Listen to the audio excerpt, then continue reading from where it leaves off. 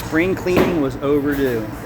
This shop doesn't have drains because it's so old, and what a mess.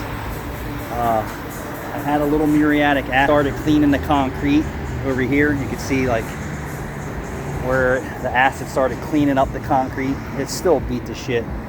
But you can see the difference here between this. I didn't do this because of traffic, but that was the one scrub of muriatic acid in winter off of there.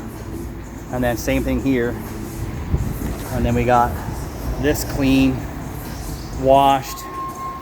We got down to 3 bay clean. I ran out of acid, so, and then 4 bays the next project. Had to be done. I just didn't take it anymore. We can only clean before winter and just after winter. There's no cleaning the shop in the winter. And don't say work clean, because you can't work on hunks of crap and work clean.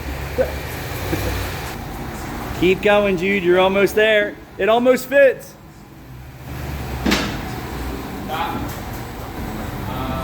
It is what it is.